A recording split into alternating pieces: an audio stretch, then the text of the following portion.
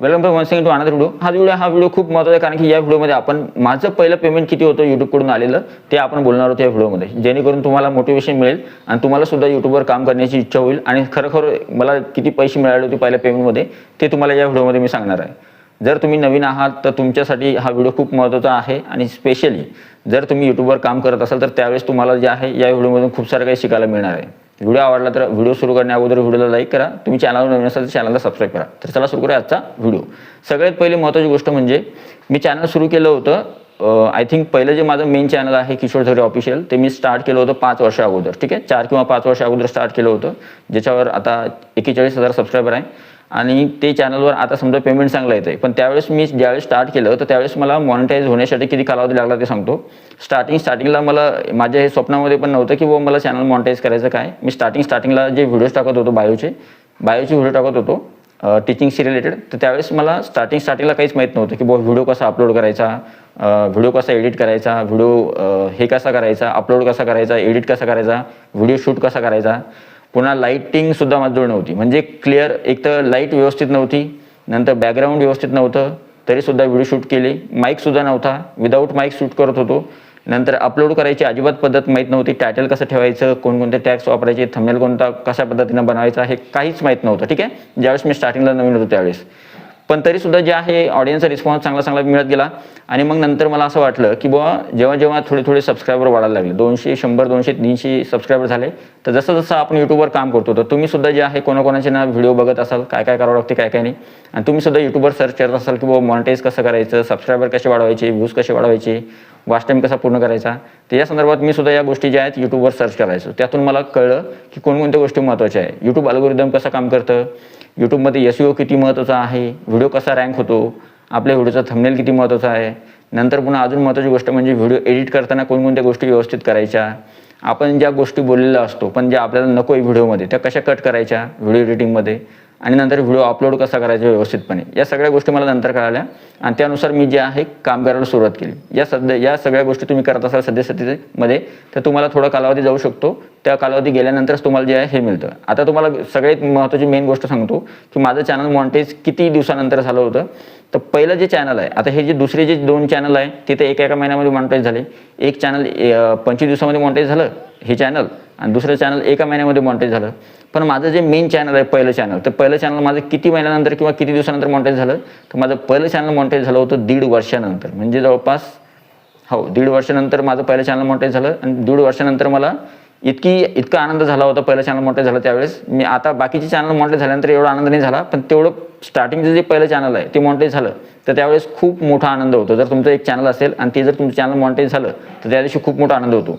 1000 subscriber आणि 4000 घंट्याचा watch time पूर्ण झाला तर तुम्हाला यूट्यूबचा एक ईमेल येतो आणि तुम्ही अप्लाय करता. आणि तुमचं मॉनिटायझेशन जर समजा अप्रूव्ह झालं तर त्यावेळेस खूप मोठा आनंद असतो तो स्वतःसाठी.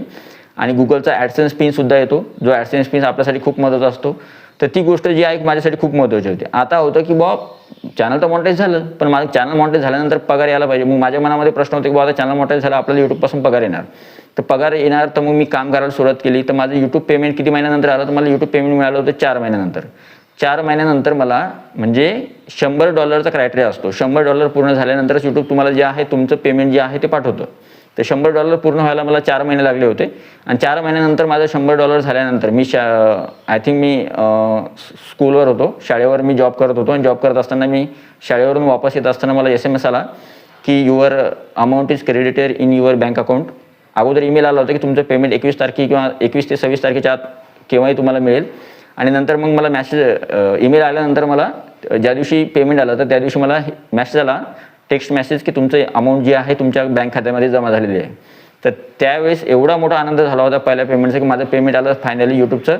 आणि ते पेमेंट बँकमध्ये जमा झालं तर त्या दिवशी मी दुपारीच व्हिडिओ शूट केला होता. दुपारी व्हिडिओ शूट केला मी की माझं पेमेंट जे आहे आलेलं आहे. आणि खूप जास्त आनंद झाला आहे मला. आता पहिलं पेमेंट जे आहे यूट्यूबचं ते फर्स्ट पेमेंट जे असतं ते.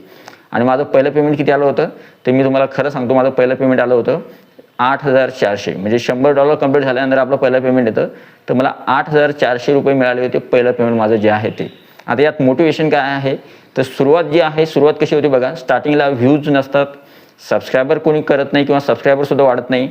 पुन्हा आणखीन वॉच टाईमसुद्धा कमी प्रमाणात वाढतो. तर या सगळ्या गोष्टी, यातून खूप साऱ्या गोष्टी शिकायला मिळतात. पण आपलं एक गोष्ट महत्त्वाची की जर आपण काम करत राहिलो तर आपलं चॅनल मॉनिटाईज सुद्धा होतं आणि आपल्याला यूट्यूबपासून पैसे सुद्धा कमवता येतात. फक्त जेव्हा आपण कन्सिस्टन्सी किंवा दररोज आपण थोडं काम करत राहिलो यूट्यूबवर किंवा कन्सिस्टंटली काम करत राहिलो तर या सगळ्या गोष्टी होतात. मग नंतर जसं तुम्हाला अनुभव आला तर तुमचं एखादं चॅनल मॉनिटाईज झालं तर मग तुम्हाला अनुभव येतो की नाही कसं काम करायचं, काय काम करायचं, कोणते व्हिडिओ ऑडियन्सला आवडतात, कोणते व्हिडिओ आवडत नाही. तर मग तशा पद्धतीचे तुम्ही व्हिडिओ बनवायला सुरुवात करता. तर आता मला ते चॅनल जे आहे त्या चॅनलवर माझ्या प्रत्येक व्हिडिओला 10,000, 15,000, 9,000, 12,000 असे व्ह्यूज येतात डेली प्रत्येक व्हिडिओला. ठीक आहे. तर त्याच्यामुळे त्या चॅनलवर चांगल्या प्रमाणामध्ये अर्निंग होते, चांगल्या प्रमाणामध्ये पेमेंट पडतं.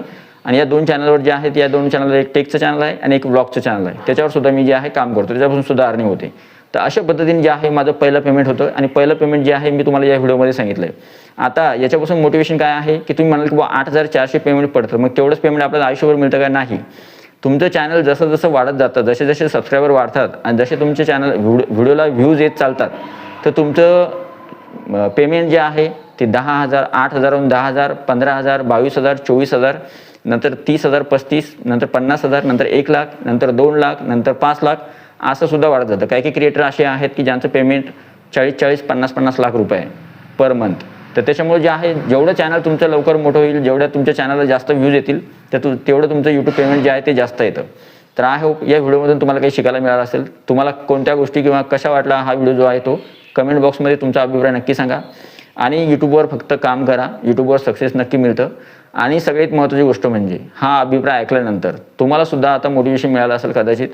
व्हिडिओ आवडला तर व्हिडिओला लाईक करा, या व्हिडिओला जास्तीत जास्त हाईप करा आणि तुम्ही जर चॅनलवर नवीन असेल तर चॅनलला सबस्क्राईब करा. भेटूया पुढच्या व्हिडिओमध्ये. तोपर्यंत व्हिडिओ बघितल्याबद्दल thank you so much. Take care. Bye.